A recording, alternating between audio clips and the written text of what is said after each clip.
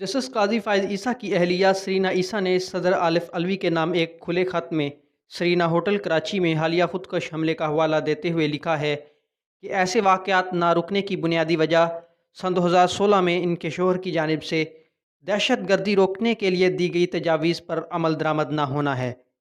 अपने ख़त में सरीना ईसा का कहना था कि काजी फ़ाइज़ ईसा के कोयटा इंक्वायरी कमीशन की तजावीज़ पर अमल करके कोयटा में होने वाले खुदकुश हमले और दूसरे कई ऐसे वाक़यात को रोका जा सकता था। अगस्त सन 2016 में कोयटा के एक सीनियर वकील बिलाल अनवर कासी पर नामालूम अफराद ने फायरिंग की थी। जब इन्हें हस्पताल ले जाया गया तो वहाँ वकला की बड़ी तादाद जमा हो गई। इस मौका पर वहाँ एक खुदकुश धमाका हुआ जिसमें वकला की बड़ी तादाद हलाक और ज़ख्मी हो गई थी। सुप्रीम कोर्ट ने इस वाक़े का आज खुद नोटिस लिया था और Balochistan high court bar association के इसरार पर इस मखसूस वाक़े और दहशत गर्दी की तहकीकात के लिए जस्टिस काजी फ़ाइज़ ईसा पर मुश्तमिल कोयटा इंक्वायरी कमीशन बनाया था।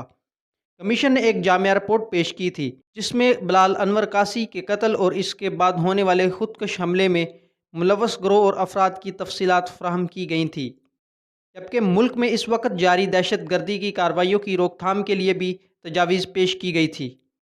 सरीना ईसा ने अपने ख़त में इन वाक़यात के साथ साथ हज़ारा बरादरी के ख़िलाफ़ होने वाली दहशत गर्दी की कार्रवाइयों का भी हवाला दिया है। इन्होंने लिखा है कि एक अकेला जज तो जुर्म में मुलव्वस लोगों का सुराग लगाने में कामयाब रहता है, लेकिन सदर साहब आपके तमाम अदारे डेरों वसाइल बरूए कार लाने के बावजूद ऐसा ना कर सके। ख़त में सरीना ईसा ने कोयटा खुदकश हमले के बाद सरकारी एम्बुलेंसेस के ताख़ीर से पहुँचने का भी जिक्र किया है।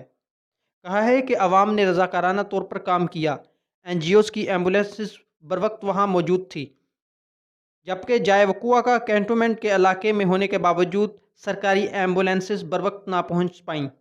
इन्होंने लिखा कि मुझे खुद साख्ता VIPs काफ़िलों में नई और जदीद तरीन एम्बुलेंसेस को देख कर दुख होता है।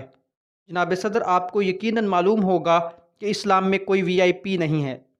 याद रहे कि सरीना ईसा आजकल सुप्रीम कोर्ट के 10 रुकनी बेंच के सामने अपने शोहर जस्टिस काजी फ़ाइज़ ईसा की नज़रसानी दरख्वास्त में अपने असासों से मुतल्लिक दलाइल दे रही हैं।